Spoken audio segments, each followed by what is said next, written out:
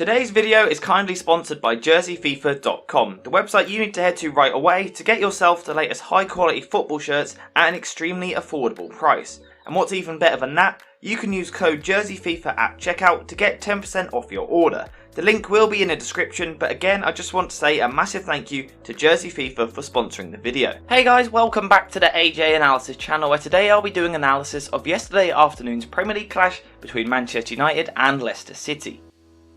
Now, to be honest, there weren't really any surprises in the two lineups, apart from the fact that Cristiano missed the game through injury, so let's get started with the analysis.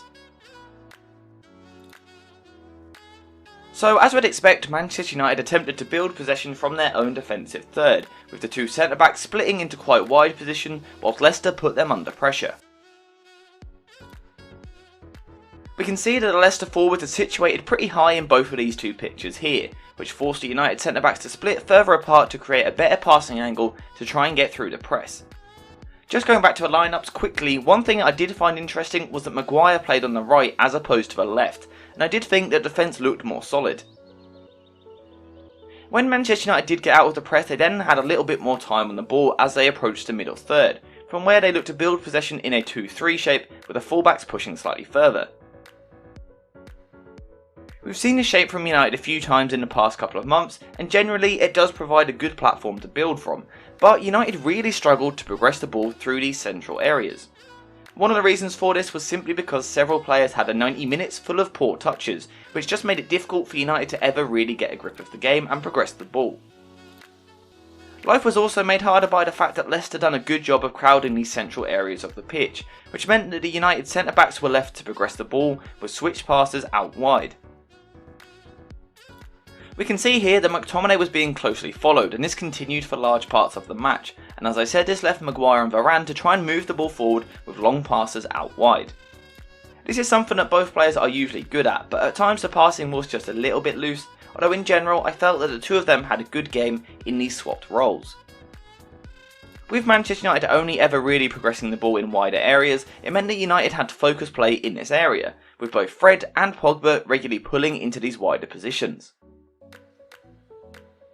Especially early on in the game, Pogba was forced to pull into this wide position to try and get some touches on the ball, whilst Fred also had to do something similar over on the left hand side as well.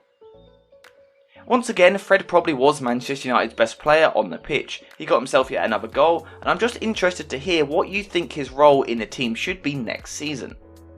But continuing with this game, and in general it was through Fred down his left hand side that United looked to progress the ball, with passes into the feet of Sancho, who then looked to turn and dribble at his man. Again, this was something that we saw more in the first half, with the ball being worked out towards Sancho in these wide areas, and like I said, during the first half in particular, he'd done a good job of taking on his defender. But as the game progressed, his inclusion in the match just slowly seemed to decrease, and at times his passing was a little bit sloppy as well, although there were also some positives. One of the positives for Sancho was the way that he was able to link up with Bruno Fernandes, who regularly peeled to this wide area despite starting the match as the main man playing through the middle. We can see Bruno in this wider position here with Sancho, from where he was able to get the ball before then looking to come inside to try and create something, but to be honest, there was nothing really for him to aim for. I wouldn't say Fernandes had a bad game, but he certainly didn't have much effect on the match, and playing in what was a false 9 role only works if you have runners going forward past you. Despite clearly struggling to really create anything on the left hand side, United persisted with trying to work down this side of the pitch, with Luke Shaw also looking to push forward into the final third before crossing. Again, Shaw did get into a couple of decent crossing opportunities, and he did find Pogba on one occasion, although more often than not there was no real target man for him to pick out in the middle. Shaw went off injured at half time and Telles came on, but he faced the same issue. If United were going to cross in this game, it needed to be low from the byline and across the 6-yard box, not in the air from deep. As I said, United focused pretty much all of their attacks down this side of the pitch, which caused Elanga to move infield from the right, but this meant that if United did want to switch, there was a real lack of options. In the first picture we can see all 8 players that United looked to push forward, and none of them are wider than the box on the right hand side, and it just made them so predictable when they were going forward. I actually felt really sorry for Dalot in this game, because on the rare occasion he did get the ball out wide, he did threaten, but it just didn't happen anywhere near enough during the match. Even when United did manage to put a few good passes together, it was ruined by a poor touch or decision, and this continued throughout the game and was kind of summed up when Ehrling tackled Rashford late on in the match. Overall, it was a really disappointing day for Manchester United, something I seem to say quite a lot, but it's important to remember that it is always difficult first game after the international break. As always, I want to look at the other side of things as well, and that's when Leicester had the ball, and to be honest, in their own defensive third in particular, they didn't really face too much pressure on the ball. In these situations, we can see that Pogba pushed forward to play alongside Fernandes, but they didn't really put much pressure on the ball itself, and instead looked to sit a few yards off, giving the centre-backs time. I'm not sure if this was a tactical plan by the manager or the players not wanting to press, although the former is more likely, although either way, it made life far too easy for Leicester City. Unsurprisingly, this meant that Leicester were able to progress the ball forward into the middle third quite easily, from where they looked to build in a 2-3 shape with Justin pushing forward ahead of Tielemans. We can see this 2-3 shape here, and as I said, it was Tielemans that was forming part of this base on the right hand side, with the fullback pushing higher, and it worked quite well for Leicester, as we'll see shortly. But first, a quick word on Tielemans. His form has been questionable at times this season, although in this particular match he looked really comfortable dropping in these deeper areas to get the ball. Having gotten into this shape, Leicester were then faced with a shape that I'm sure they would have been expecting, with United once again choosing to defend the middle third of the pitch in a 4-4-2 formation. Again, this is something that we see from United quite a lot, with Pogba playing just behind Bruno Fernandes, and to be fair, in the past it has worked quite well to stop teams playing the ball through the pitch down the centre. As I said, this is a shape that Rangnick has had success with so far this season, but unfortunately for Manchester United, Brendan Rodgers came into the game with a solution to this particular problem. And it all came from the point I was making earlier, with Tielemans playing deep while Justin pushed higher, dragging his man further back, which as a result left a little pocket of space for James Maddison to drift into. We can see Justin pushed extremely high here, which created this space for Maddison a little bit deeper, and throughout the game we saw him picking up the ball in this sort of tucked in position from the right hand side.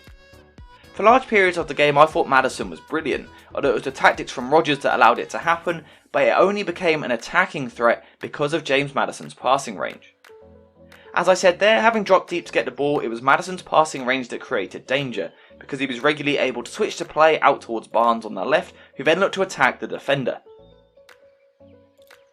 Having received the ball, Barnes did not hesitate to drive forward, and he was able to beat his man on numerous occasions, before then cutting inside onto his stronger right foot to fire shots in at goal from quite long range. For me, Barnes was probably the best player on the pitch, and certainly the most dangerous, and he constantly had the beating of his man, although he just lacked real quality on his efforts at United's goal. Again, as we saw with United, Leicester did tend to focus their attacks down this left hand side, with Barnes often receiving support from Dewsbury Hall, who made the run forward into the final third of the pitch. Dewsbury Hall took up a slightly higher starting position than what we normally see from him, and it allowed him to drive forward into these dangerous areas to give Barnes just a little bit extra support when he needed it. And unsurprisingly, it was from this left hand side that Leicester got their goal, which Iheanacho finished well. But I just want to go back to Dewsbury Hall quickly, because in quite a disappointing season for Leicester, he has managed to establish himself as a very decent Premier League footballer, and he played well again in this game. This left side dominance did create a similar situation to the one that United faced, with Maddison moving infield in the final third, which at times left James Justin as the only player on the right hand side. However, unlike Manchester United, Leicester done a good job of switching the play out towards him, before they then quickly got players around him for extra support, and it led to a greater attacking dynamic. If I'm being completely honest, this is one of the first times that I have properly watched James Justin since his return from long-term injury, but I thought he'd done a great job getting up and down the pitch down the right. Despite arguably creating these greater patterns of play in a more balanced attack, the game did finish level, although I do think that Leicester will genuinely be very disappointed by the fact that they couldn't push on to find a late winner. As for Manchester United, this draw pretty much means that their season is finished, and I think they're in danger of kind of drifting their way towards the end of the campaign with nothing really left for the team to play for. But as always, I want to hear your thoughts on the game. What were the high points for Manchester United? What were the low points? And of course the same for Leicester City. Thank you guys for watching, and I'll see you in the next one.